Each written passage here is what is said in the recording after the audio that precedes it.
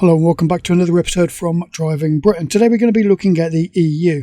You will not find this in any mainstream media. If anything, they tend to report on the opposite. Now everybody knows that the EU and the UK have a bit of a turbulent recent history. Britain has recently divorced the EU, and like all divorces, it became a little bit messy, and it to some extent still is, but that's not really what we're going to be looking at. What we are going to be looking at is the collapse of the EU. You would not believe what is going on in Europe right now. I don't think it would be an exaggeration to use the word unprecedented. One of the reasons why Britain wanted out of the EU, the UK wanted out of the EU, is because the EU had spread its arms a little bit too wide. It had taken on board countries that really couldn't afford to be in the EU. And that means that the bigger countries, the more financially stable countries, were having to pay in money that was then bailing out those smaller countries. Now, this isn't a reflection on those countries. They are as much of a victim as anybody in all of the whole package that went out to pulling them into the EU. They couldn't afford to be in it, and it was above their means, which meant that they was almost bankrupt before they'd even started. They were going to have to start taking out loans to even maintain their place in the EU.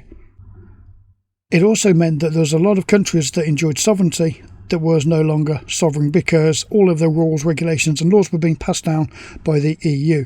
So many countries that are now in the EU are not only in pretty bad financial sort of ruin, they've been on the brink of economic collapse many times over since joining the EU, but also the people in those countries really dislike the whole idea of the EU because they've seen nothing but trouble since they joined. Their economies taken a turn for the worst and kept on taking a turn for the worst every single time they start to get themselves straight again. But that's because when a country borrows to stay in places like the EU, then it means that they're going to be paying back not just that money that they couldn't afford in the first place, which is why they had to borrow, but they've also got to pay stupid amounts of interest on top of it. Now countries can't afford to do that.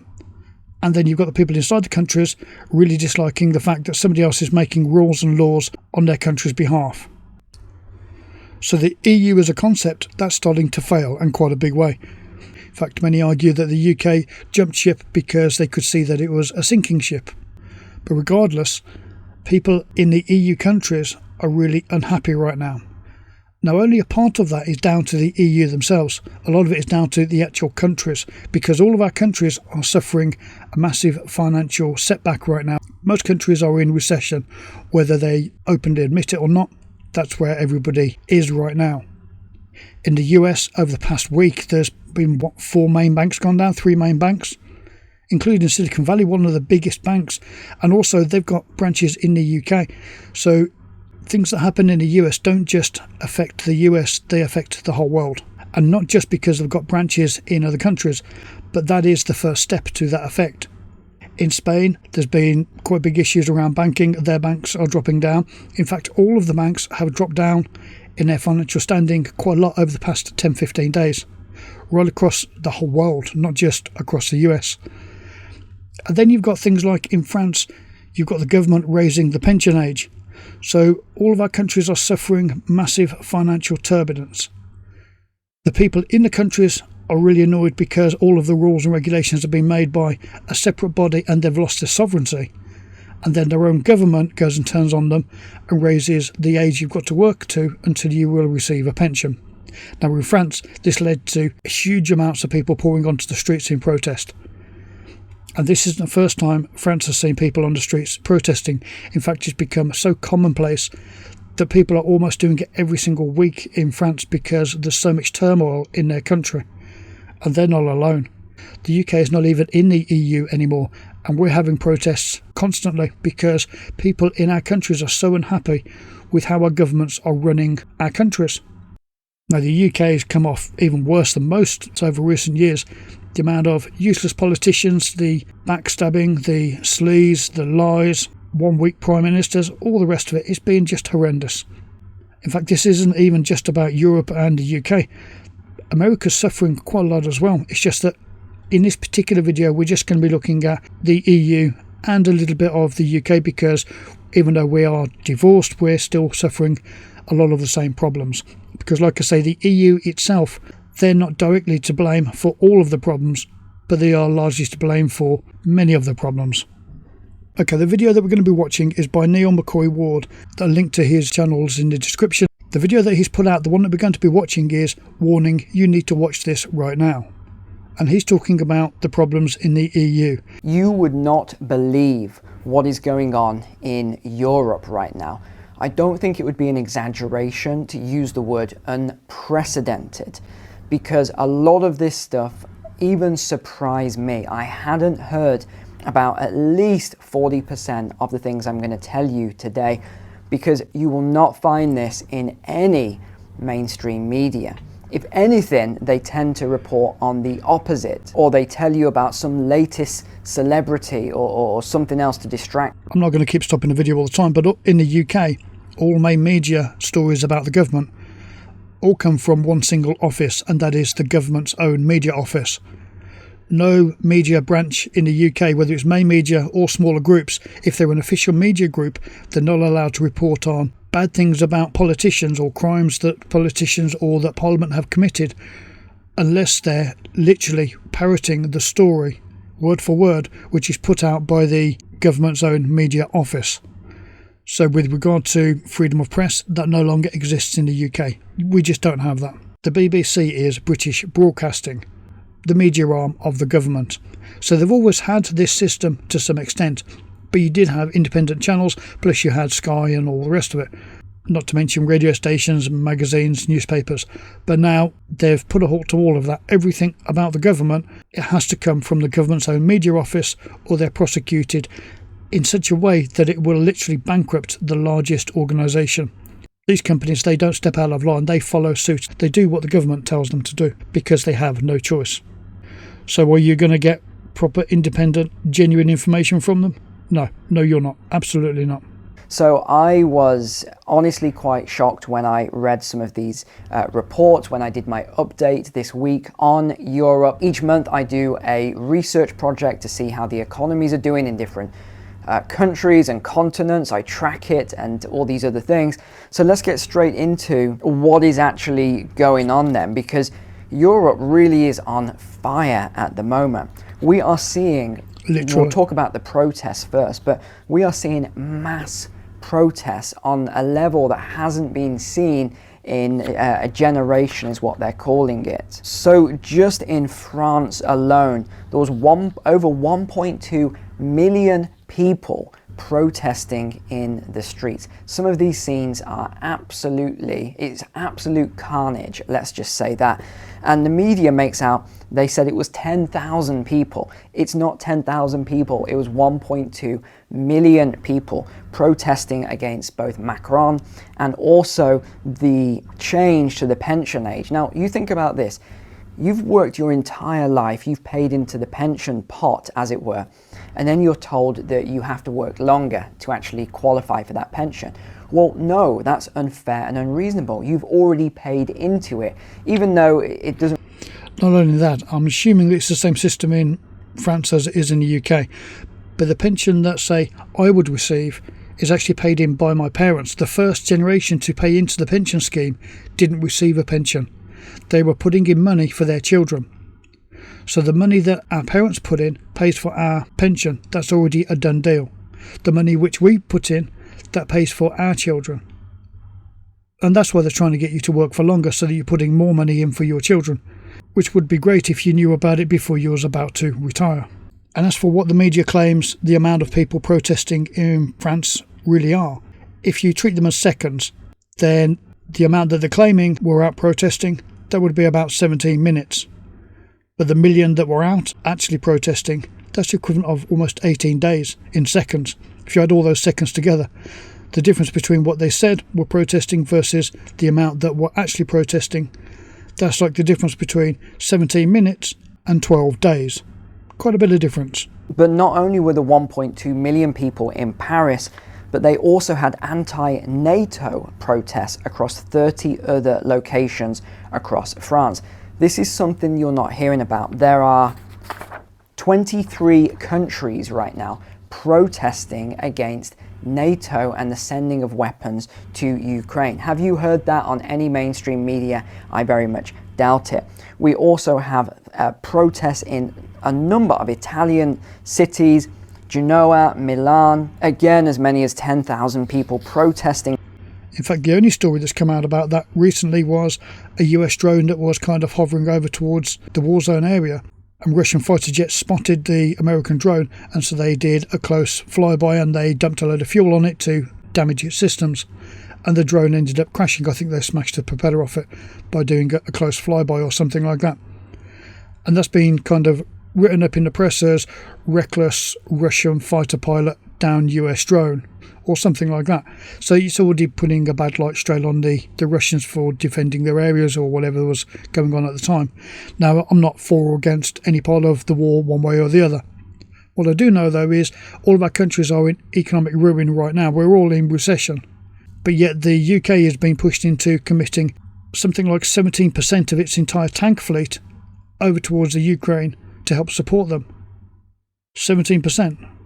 That's just, we don't have enough money to feed our population. We have people going to food banks. We have homeless. We shouldn't be spending money on external charities, and we shouldn't be supporting other people's wars, whether those wars are right or wrong, because our countries are in financial ruin. We're in recession. We don't have the money. That's not just the UK, the US, all of EU countries, the whole lot. We're all in financial ruin because of COVID and because of all of the wars that we've done before. It doesn't matter who you blame for those wars or the reasons for them, whether they were good ideas, bad ideas. It makes a difference. The fact is, they happened. They put us in financial ruin in 2006, then again in 2011, and now we're at our greatest point because the cost of living is so high, the cost of products are so high, and wages are so low compared to those products. So the last thing we should be doing is supporting other countries in whatever their endeavours are, whether that's a war or whether that's charitable aid or any of it. We don't have the money. We need to start looking after our own countries. Actually, they had both the political parties on the left and the right that came together at one protest and united against the government. Now, we're going to jump through all of these different protests and things like that, but I don't just want this to be a protest video because there's a lot more going on. Europe now facing a water crisis. There are massive droughts right across Europe, and even though it's the European Union and they're all friends, well, what did I say happens when we talked about that example of the League of Nations? When push comes to shove, countries close ranks and they don't want to help and do this other thing. So what's happening with water at the moment? They are saying, oh, well, we've got a shortage ourselves, so we can't help these other places. Spain especially has a major crisis. They're calling it a potential humanitarian disaster. So the government has just passed a law for a 40% reduction of water for agriculture. What a surprise that agriculture gets hit first. You know what I'm talking about there.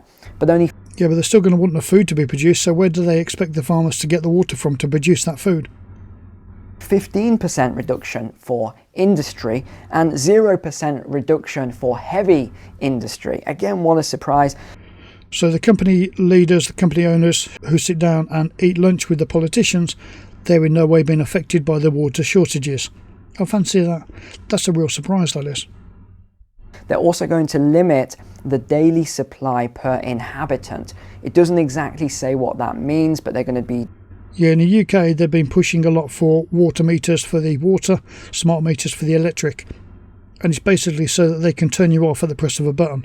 For the electric, they can stop the flow of electric without going anywhere near your property. They can do it via computer from anywhere in the world. Many people won't have smart meters because of the loss of control over their own power supply. The government deciding when you will and won't have power. And it's very much the same with the smart meters. They're supposed to be just more accurate and give you a better reading of how much water you're using, and claiming that you'll only be charged for the amount of water you actually use. Which, if you're one person living on your own, then that might work out a little bit better. But if you're a family, probably not. But either way, when governments are starting to step in and say we're going to start limiting the amount of water we're going to let you have, they're going to use every facility they have to enforce that. Doing some sort of limits to households.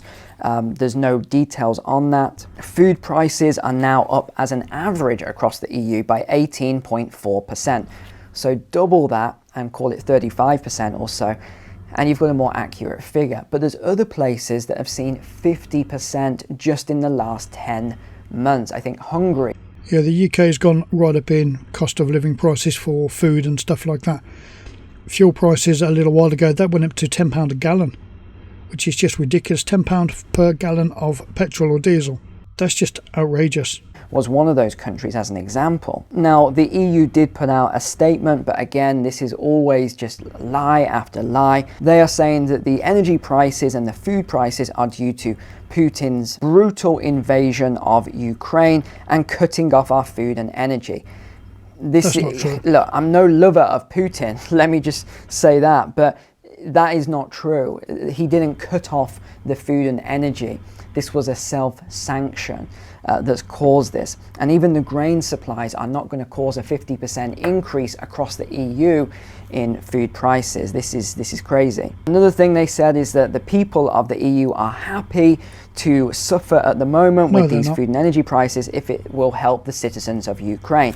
Yeah, I'm not so sure about that. Hundreds of thousands of people protesting around Europe against sending weapons to Ukraine says otherwise, as well as all of these energy and food crises. And like I said earlier, the problem that everybody's got isn't whether they want to help Ukraine or want to help Russia. It's not about that. It's the fact that all of our countries are on the brink of a huge financial crisis.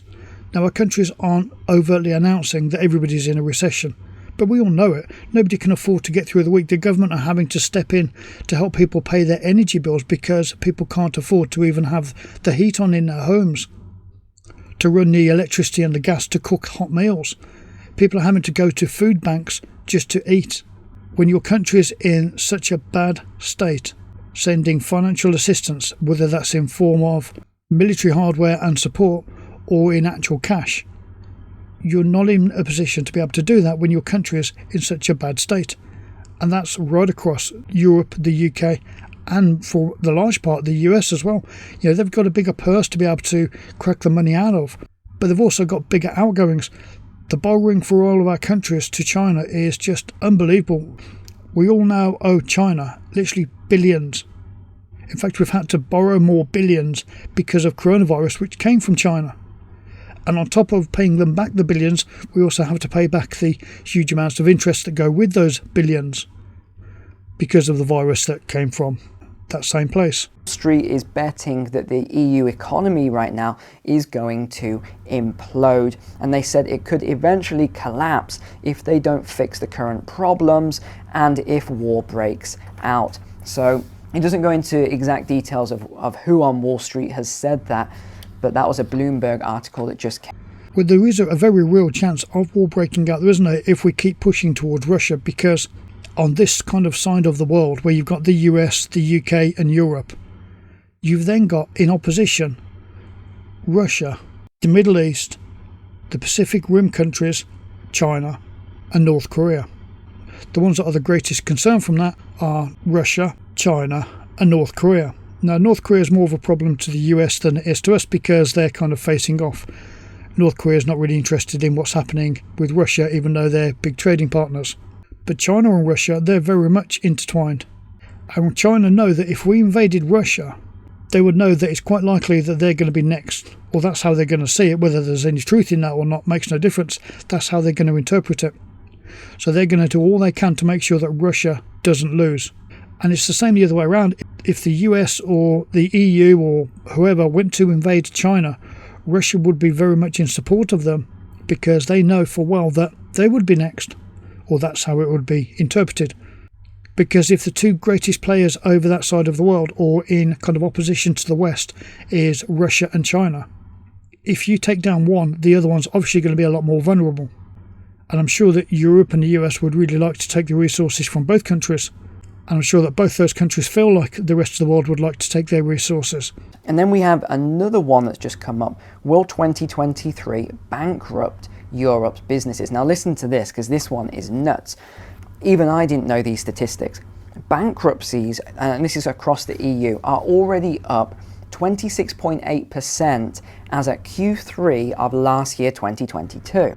So across the whole of Europe, over a quarter of all businesses across the entire area of Europe A quarter of all businesses are now bankrupt and closed. But in Spain, that number was 59.5%. So 60% of all businesses in Spain, 60% are now closed. They're bankrupt, they're gone. Over half of the working population collapsed. 60%. France was 51.6%. Again, half the population. Across the EU, transport and warehousing saw a 72.2% spike in bankruptcy. 72%. That's like, yeah, we're talking about 2/3 of the entire industry collapsed, gone. 72%. That is just outrageous. I never said earlier that our countries really don't have the money to start spending money on other countries, whether that's to support them in a war or if it's financial aid. When I said that we don't have the money to spend on other countries, I really meant it. And nothing demonstrates it more than the fact that 2/3 of your sector have gone bankrupt. And France and Spain just saw an unexpected rebound in inflation. So their inflation that they were told is now coming down has just rebounded and gone back up again. Again, that falls into my two inflation peak theory. We then have this 2 days ago, the UN High Commissioner outlined his concern for 40 countries. He claimed that we are dangerously close to levels where contempt for the human being reaches agonizing levels prior to war. So what else? I think that that's the biggest thing where I was on about earlier, that there's so much unrest throughout the UK, Europe and the US. Yeah, this is a world problem that's going on right now. There is massive contempt between those in power and the people, the public, and also from the public towards those in power. Those running our countries, they've taken off the gloves. As far as they're concerned, they're going to be seen as the bad guys, so they're just literally doing whatever they want. No matter how outrageous or how ridiculous or how unpopular a law is, or an idea or a proposition, they're just coming out with it and doing it. They've almost given up trying to mask how ruthless and how bad they are and just outright doing it. They've just been doing whatever they want regardless of what the actual public are saying. They're supposed to be publicly elected to represent us, you and I, the public. And they're just not doing it. They're doing what they want, irrespective of what the public wants, and that's caused a massive hostility from the public towards those in power. We have got Slovakia, anti-NATO rally, again tens of thousands of people. You've basically got right now, again we talked about this last year, the breaking down of a major economic continent, which is Europe. And this is what I was talking about before. The risk with Europe breaking down the EU is that you have one central bank, the ECB. You have one main currency, the euro. If this isn't managed correctly with Lagarde and everyone else, this could implode. I mean, I'm not exaggerating or being overly sensationalist when I say this. The euro could implode if they don't get a grip on this and they don't stop. And again, it's only certain politicians, but certain politicians actually want to send in ground troops, NATO ground troops, into not just the Ukraine region, but into Russia. Now, this is just crazy talk to say that you want to have a war with Russia, because this, I mean, mark my words on this, this would pull in the other countries. It would pull in China and all these other major players. You're really just giving, other countries an excuse. You're going to have China and most of the Pacific Rim countries that are kind of going to band with China, or at least the ones that get on with China. You're also going to have Iran, and then you're going to have Russia. They're going to want to stand strong against kind of pushing back the EU, because otherwise what they're going to see is one single entity working its way around the world, swallowing up countries. They're not going to put up with that because they know how that's going to end. They're going to do everything within their power to stop that from happening. And that's what we don't want. So I really think that the EU needs to be very careful. And remember, the EU and the presidents of the EU and everything else, these are not elected officials. People think they are, but they are not elected officials. Over in Germany then, massive protests, mainly in Berlin, against the arming of Ukraine against Russia. We also had a climate protest, a huge climate protest in Germany. So this was in Berlin, and they're calling for tougher government action against global warming.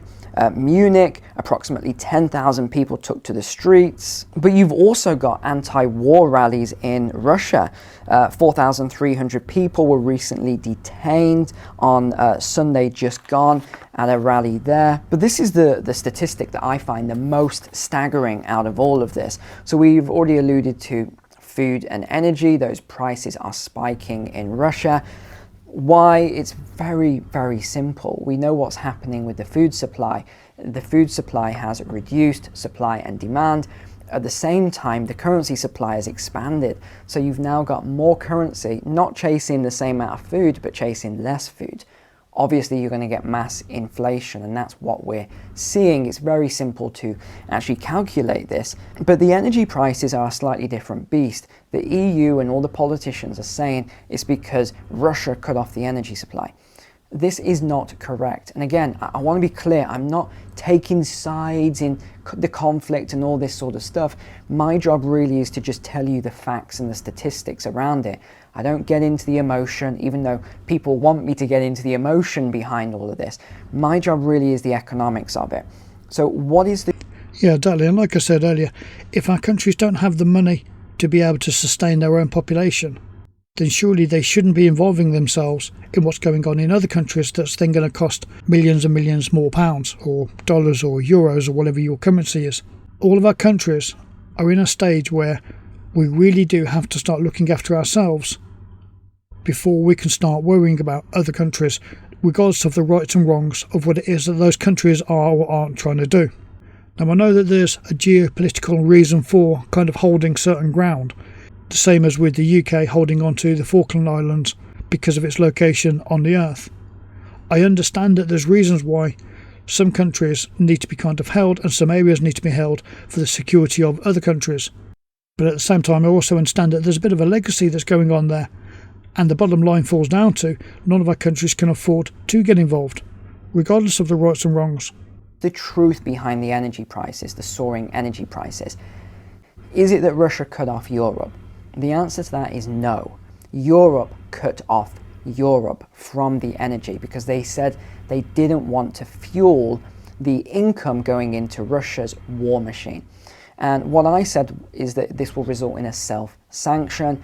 Energy prices will explode like you've never seen. That has now happened. And one of the other reasons why fuel prices are so high is because during COVID, a lot of the fuel companies shut down their refineries, their drilling and all that sort of stuff. They put them down onto skeleton shifts, running literally half power because they were trying to separate people and cut down how many people were kind of involved in any one area. But then they didn't want to make a loss on their monthly profits, so they literally just started charging double for the fuel during COVID. So it meant that they was paying for half the workforce to normal, pulling up half the resources to normal, and selling it for twice the amount, so making the same amount of profit as normal. When they realised that they could get away with doing this, they kept on doing it after COVID. And that's why the prices stayed high, because a lot of the refineries, they're only running at half power still. They're not putting up as much as what they was, because they're charging a lot more for it, so that they're kind of doing less, paying out less, and making the same amount of money. During all of this same time, energy companies have recorded record profits. It's something like $7.2 billion in profit. So they're putting up less, they're paying out less, they're charging a lot more, and making more profit than most countries' GDP. The thing I said is Russia's just going to sell that energy anyway to India and China and Africa and all sorts of other places that just don't care about this. South America, they don't want to get into the squabble. And guess what? That's exactly what we've seen here. So don't get sort of caught out by what the media says and that all the energy's been cut off and things like that. It's just not true. So the number then, the staggering statistic, is that there's now been 12,500 protests across 148 countries over food, fuel and the cost of living crisis in 2022. And the most of these, guess where they were? Western Europe. This is supposed to be the wealthiest region in the world, Western Europe, these countries, and yet all of these breakdowns are occurring there. And actually this is what we see as we go into this sort of final stages of an empire. You see where you do have this kind of breakdown of the economy, as it were, and that's as a result of food. Remember, we always need food and water. What has the food and water been driven by to such a mass supply? That is the energy input, that is the fertilizer input, that is the mechanized machinery which runs on diesel. It's the entire diesel supply chain that we have. All of these things contribute to what Europe is now. As soon as you take that energy out, that natural gas, the diesel, the oil, all the other fuels, what happens is the heavy industry can't compete anymore. It can't produce the same amount at these cheap prices because the energy prices have gone up so much that they have to pass those costs on. And when the consumer is still earning the same wage and now they've got all this inflation and food and energy and now all these other costs, they simply cannot manage it. So what happens? Yeah, that's the thing. When I said that the oil companies, the fuel companies, with their record profits of 7.2 billion, while they're putting their prices up so high, then everybody from there onwards, so everybody that relies on any type of resources, they also have to put their prices up to be able to come out at the same sort of level as what they normally would. So if you're a farmer and you're having to pay out more for your diesel or for your general fuels, for your gas and so on, then you're going to have to raise your prices just to make the same amount as what you normally do. The companies transporting the food between the farm to a processing plant, they're paying more out for their diesel. They're going to charge more for the deliveries. The processing plant that are packaging the food and doing the processing, they're going to charge more because they're paying more for their energy costs, their gas, their fuel, their electricity, which then gets passed on to the supermarkets who also charge more. Each end you have the higher fuel costs and us. They raise the price at the beginning of the process, we pay the extra on the opposite end. All of these costs get pushed down the chain until it reaches us, you and I. We're the ones that are paying the extra. Everybody involved in the entire chain are saying, well, actually, we used to make this amount and we still want to make this amount, so we're going to just charge you more because we still want our profit to be this amount. So that keeps on getting knocked on through every single step throughout the chain, no matter what it is that you're buying. But at the basis, at the bottom of it all, is the fuel. As soon as the fuel costs went up, that's when everybody else started to increase all of their costs. As for water and basic resources like that, countries like Spain, rather than pumping money into the EU to support things like the Ukraine war and all of the other stuff, or to bail out countries that couldn't afford to be in the EU, how about they should be spending that same money on a salination plant to supply seawater, refined seawater, by bringing it into being fresh water, so that they can use it for their farming industry and produce food for themselves. Because if they are in such a stage of drought, then very soon they're not going to be producing the same amount of crops. That's not just going to affect themselves, that's going to affect everybody that buys anything from Spain. We each need to start looking after ourselves, and the fuel companies need to be held accountable for their main part in causing pretty much all of this. They're at the beginning of the chain that's knocked on throughout our entire society. But because the people that run those same fuel companies hold such power, and they're also dining with all of the main politicians from around the world, they do what they want. They hold all of the cards. We need the fuel, they have the fuel. Everybody play their tune, or you don't get the fuel. What happens is people then start to protest, they get upset, and that's why we're seeing all of these protests. This was very, very easy to forecast. There weren't really any shocks here. Now, the other thing that's happening is the ESG aspects. So, well, a 7.2 billion profit and a public in recession, I think that there's a pretty obvious gap on what's going on there. You can see exactly where the money's gone from and where it's gone to. The ESG is going on in Brussels and the Netherlands. So we talked about the Netherlands and the closing down of pretty much all the farms over the next decade. But now it's spread to Brussels. This one's slightly different. This is about nitrogen. So Netherlands is about the farming aspect. Brussels is nitrogen. So you've got 2,700 tractors right now blocking the streets in Brussels. We've also got other things going on across the continent. Truckers are blocking highways. Oil shipments have been halted in France. Refineries, Total Energies, Esso, ExxonMobil, Petronas groups, all of these refineries right now are closed. According to the media, these refineries are not open, meaning that this is going to have a knock-on effect to energy supplies. Yeah, but that's what I said earlier. When they realise that they can produce or withdraw half the amount of product from the ground or through refining and still sell it for twice the price, so that they still make the same amount of money at the end of it. That's what they continue to do. So the reason why a lot of them are closed is because they never reopened them after COVID. Because they realise that they can make the same amount of money for half the amount of selling, for half the amount of work. Because if you only run half of your refineries, half of the resources are being poured out of the ground, so you're increasing how long your stock's going to last. You're only paying for half of your work output, so between wages, the actual cost of the refining and so on, you've just halved that. And then you sell it for double the price. You end up quitting because you get the same amount of money for half the amount of product. An industry in France and the EU billion profit as a whole. A fifth of flights have been cancelled. Trains to Germany and Spain are expected to come to a halt this week. Also to the United Kingdom and to Belgium will be reduced dramatically. High-speed trains have been cancelled. The Eiffel Tower is closed. The Palace of Versailles is closed. And this, ladies and gents, this just goes on and on and on. In Georgia, there is massive protest between police and protesters over a freedom of speech new law. Water cannons and tear gas have been used. They even had to bring in special forces to actually deal with the crowd. I mean, this is how crazy it got. But I'll tell you one thing that this was updated today, is that the government over in Georgia has now, and by the way, I'm talking about Georgia, the country, not the state in the USA.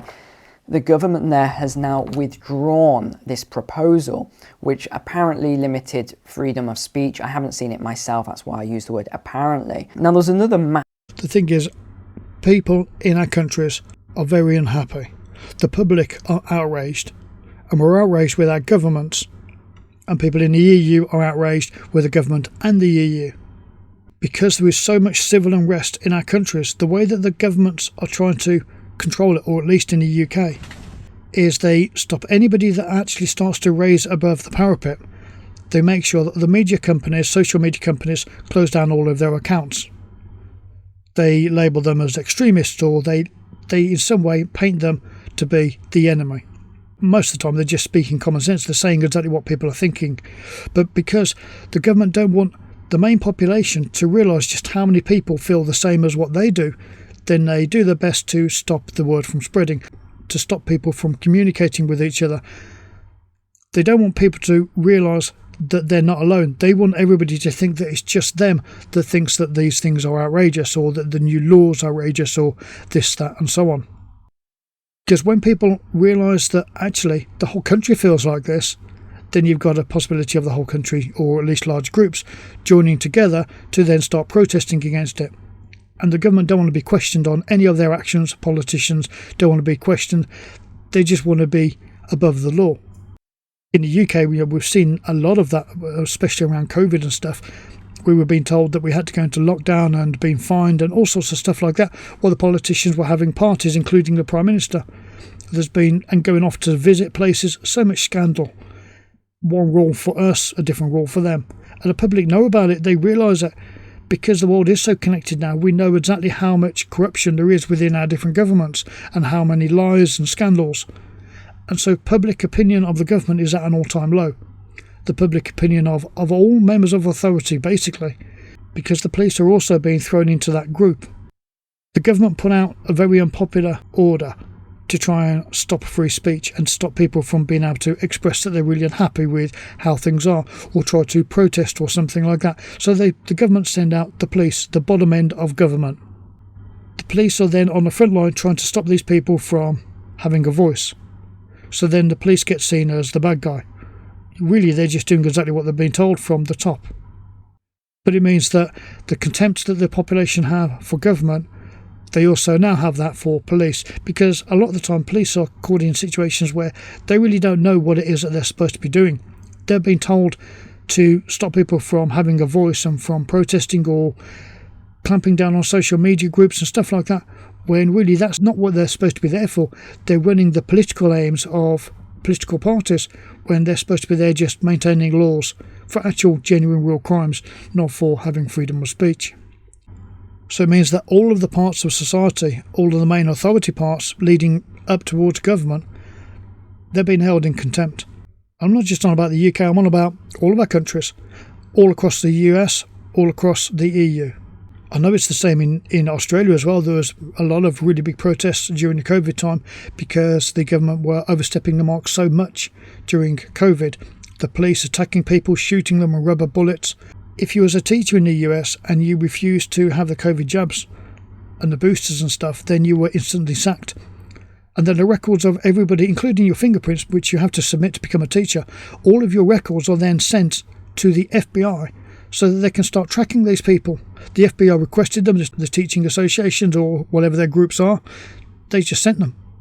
So all the people that then didn't want to do things like have the vaccination and stuff like that, didn't want to play the government tune, they're now being actively tracked and looked for and watched. Even now, a couple of years past COVID, and that's not just with the FBI in the US, because UK politicians have also stepped forward and said, actually, yeah, we've recorded down which people we've got down as not being vaccinated or not having the jab, and we're actively searching for who they are. We want to see how that progresses. Saying how that progresses, that's an easy way to say, well, we just want to keep an eye on them.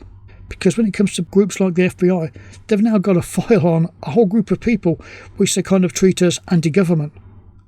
And to believe that the UK government would have them in any different type of file would be a bit naive.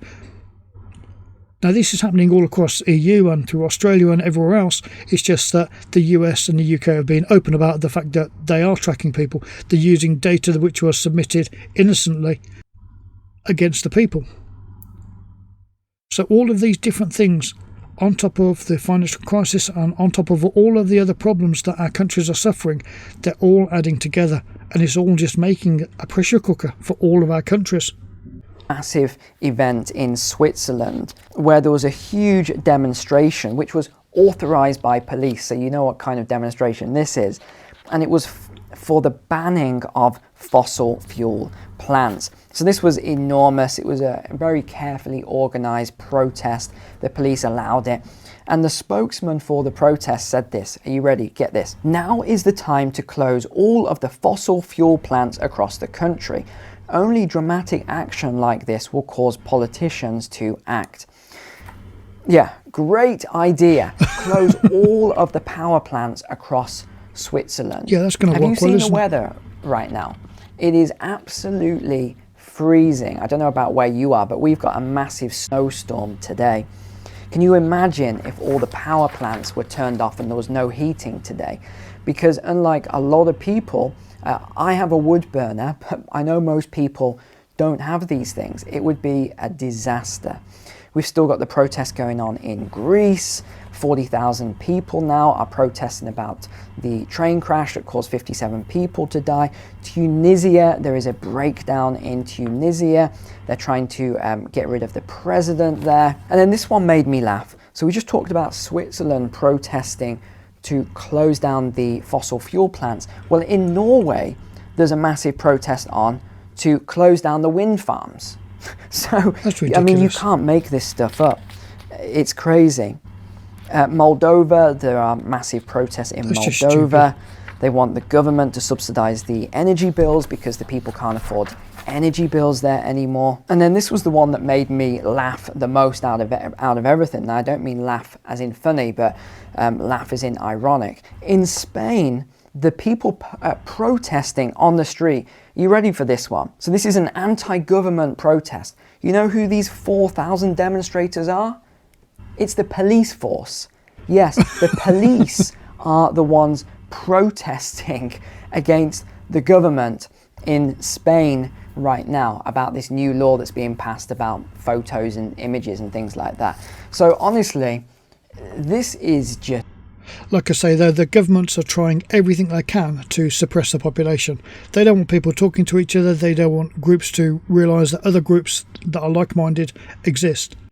Because otherwise you have the whole population turn around and say, actually, they're supposed to be working for us and they're not. They're supposed to be doing a good job and they're instead being corrupt. They're supposed to be honest and instead they're lying. When you end up with the whole population turning around and saying, actually, we really don't agree with what you're doing, we would prefer somebody else to be in power, we want an election, In the UK, it's called a vote of no confidence if you have no confidence in the current political party. And so you can kind of give them a vote of no confidence and have them voted out. But if you're not able to speak, if you're not able to communicate, if the population is not allowed to rally together because they've been stopped, freedom of speech has been stopped, groups protesting together that's been stopped, communicating via any type of social media, it's pretty much been stopped. They use the excuse of certain very small extremist groups as the beating stick for all of these powers which have been rolled out against the population.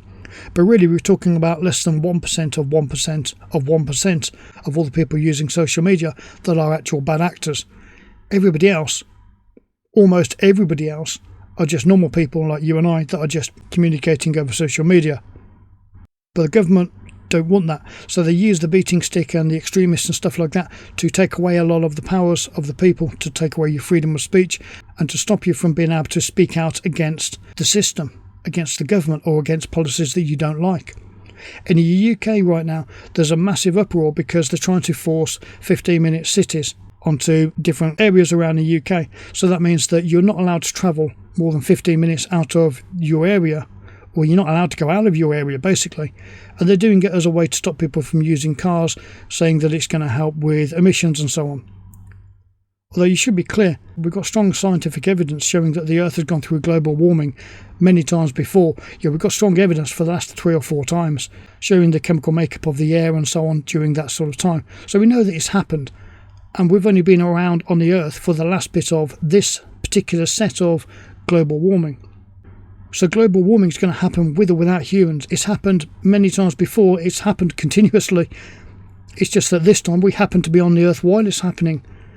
So trying to say that humans are causing global warming, that's just nonsense, because it's happened when humans weren't on the Earth. We didn't even exist. So stopping people driving the cars and stuff like that, and 15-minute cities, it's about controlling the population.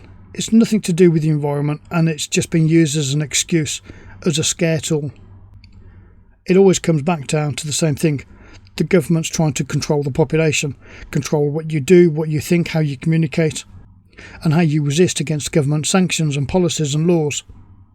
Because there is so much unrest and hostility throughout all of our countries right now between the public and the government are doing everything they can to stop people from being able to communicate and talk about these things and protest against it. That's why you're seeing such violent clashes in places like France and Spain and Australia and all of the other countries. In a democratic society, you should be able to give the current government a vote of no confidence, which is basically saying, or in the UK at least, which is basically saying that you no longer think that they're fit for purpose. That should then lead to an election so that another party can be elected into power. The problem that we have in the UK is that every time a group or a person that the people actually like and genuinely believe would be good for the country start to put their head above the parapet, the government very quickly clamp down on them. They make sure the social media groups stop all of their social media activity. They cancel all their accounts. They have the mainstream media speak of them as if they're the enemy and tarnish them in a bad light so that people see them as something really, really bad. Regardless of what they're saying and how good they are, it's just that the government don't want a genuine opposition. At the moment, we only really have 2 political parties in government, in power, and we're given the choice of one of those 2. When in reality, they're pretty much the same thing. They're both as bad as each other. But we're not given the opportunity to vote for a party that would actually represent the country, because every time one starts to emerge, the government quickly pulls out every tool possible to stop them from being seen and to paint them in the worst light possible, to ensure that they always stay in power. I'm not sure that that's the definition of a democratic society. Just insane. What we're seeing is a total breakdown, implosion of the European continent. I don't really know how else to explain it. And if they don't get a grip on this now, if they don't take care of everything, you're not just going to see a recession, which is already here. They're trying to hide it. But you're not just going to see a recession, but you could see a depression as well. You could see this completely imploding with jobs just collapsing. They have a massive problem with all sorts of energy and food and now migration. Well, the jobs already have collapsed, haven't they? Was it in Spain? 60% bankrupt. France, 55%, did you say? The warehouse and infrastructure like that industry, 70%, 72%, gone into bankruptcy, collapsed. 25% across the entire area of Europe, all of the countries. So where some countries haven't been affected, because like I said, it's more the western side of the EU that's been most affected. Obviously, the EU is a lot more open towards their border policies, so there's a lot of migration, which again we talked about in 2020 as a forecast through to 2027, that we would see this continued levels of migration. We also talked about the seas people, that story I told you there, and why that occurred. So all we're seeing is a repeat of history. That's what these books are for. All you have to do is read history and you'll see the patterns, and then you won't ever be taken by surprise by all of these events that are occurring right now. It is concerning, it is worrying, I know.